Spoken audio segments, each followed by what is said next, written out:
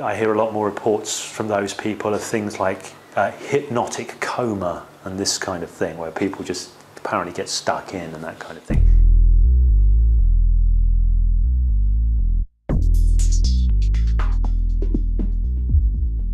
So I've never had an issue with this. But then again, I think that I've probably never had an issue with it because I don't emphasize concepts like depth of trance. I don't talk about people being in hypnosis.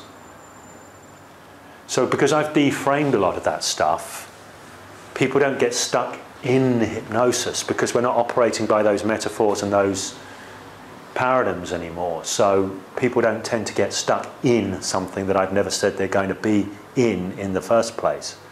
For me, hypnosis is a process. People don't get stuck in a process because processes work through. And when that's the undercurrent of what you're doing, you get far less trouble with people being stuck in the thing. If you act like it's a state and it's all about some special state, you put people in, or as a lot of people think, put them under. I don't know whether I was under. Are you going to put me under now? I won't have any of that frame. If there's any talk of going under, I'll say that isn't really how hypnosis works. So, like I talked about mind flow, I might say that to a client, that isn't really about how hypnosis works. Hypnosis is about mind flow. It's about the direction your mind flows. Your mind is flowing all the time. When you're experiencing the thing that you've been experiencing as a problem, it's because your mind has been flowing in a particular way. What we're doing is going deep into this and leading your mind flow in a different direction so as it can carve out new pathways. You can use a metaphor of like rivers carving out pathways. When the mind flows differently, it carves out a new pathway.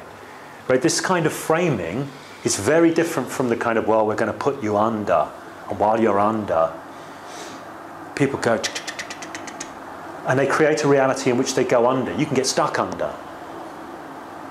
But who gets stuck in flow? Flow flows. Flow flows through. So it depends on the metaphors. It depends on the reality that you create as a hypnotist for the client. There's no correct reality.